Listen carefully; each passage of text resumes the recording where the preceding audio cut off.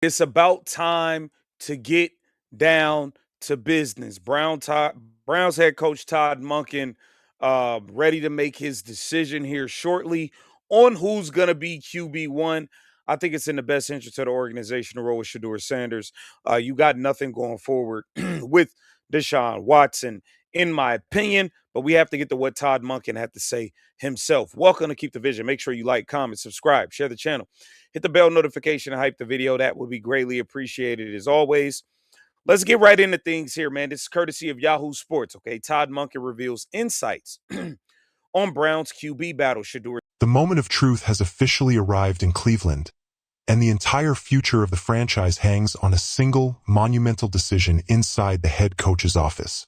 Head coach Todd Monken is closing in on his final choice for QB1, and the tension across the league is reaching an absolute boiling point. For a franchise that has spent years navigating massive contracts and unexpected setbacks, rolling out the exact same formula is no longer an option.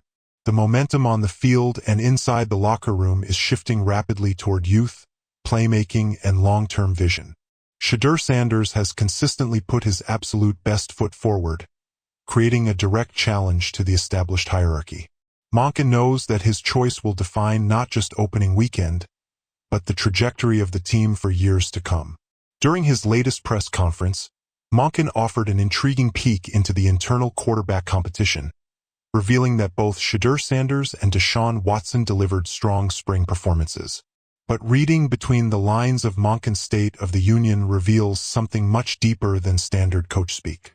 Monken openly acknowledged that previous years were marred by injuries and unmet expectations, admitting that the organization failed to take the next step when past opportunities arose. Now, with a younger roster built through recent drafts, Monken sees an opportunity to construct a program that other teams try to copy decades down the road. That kind of enduring success requires stability at the quarterback position, and Monken's praise for the competitive spring period suggests that every single practice rep is being weighted heavily. The fundamental problem facing the organization is that continuing down the path of uncertainty with Watson yields diminishing returns. Repeated injuries and extended absences have prevented the offense from developing any consistent rhythm or identity over multiple seasons. Investing heavily in a veteran who cannot stay on the field actively hinders the development of the rest of the roster. Sanders, on the other hand, represents high upside mobility, arm talent, and a fresh start for a fan base hungry for dynamic leadership. Leaving a high-potential signal caller on the bench while trying to salvage past investments is a strategy that modern NFL franchises simply cannot afford to maintain. Behind the primary battle for the top spot, an equally intriguing dynamic is playing out further down the depth chart with rookie Dillon Gabriel. While media attention remains locked on the headline duel between Sanders and Watson, the roster math for keeping multiple quarterbacks presents a major puzzle for the front office. Analysts have begun comparing Gabriel's potential long-term value to steady, decade-long career backups who provide essential insurance without breaking the cap. Having a reliable, cost-effective option who can manage the system when called upon is a luxury every coaching staff desires, making Gabriel's presence during training camp a crucial secondary storyline to monitor. Yet, as critical as the quarterback battle is, the success of whoever takes the snap will depend entirely on a fierce, basically out of Deshaun and Shedeur. The head coach faces an unviable task of naming the winner of the job before training camp ends. He recently gave an update on the former Colorado Buffalo Stars' chances. Monken mentioned Sanders and Watson both impressing during spring practices and may have hinted that they have an inside track to being the starter. Let's take a look at what he had to say. He had good players, and it was there, the start of it. And for whatever reason, us as high-stakes war happening up front on the offensive line. 4 out of 5 starting spots are anchored, but 2 positions remain completely fluid due to a massive positional domino effect. The entire alignment hinges on whether 5th-round pick Parker Brailsford can win the starting center job outright. If the rookie claims the pivot, it frees up veteran Elgton Jenkins to slide into his natural, dominant role at right guard. However, if the coaching staff decides the center responsibility is too heavy for a rookie, Jenkins will be forced to move out of position to... That people ask all the time, like, as an older coach, like, why would you trade Myles Garrett? The guy would want to win this year. It's like, no, really my job ought to be that in 20 years from now, this was the start of where teams are saying, why aren't we more like the Browns? Mm. All right, so you heard Todd Monken there.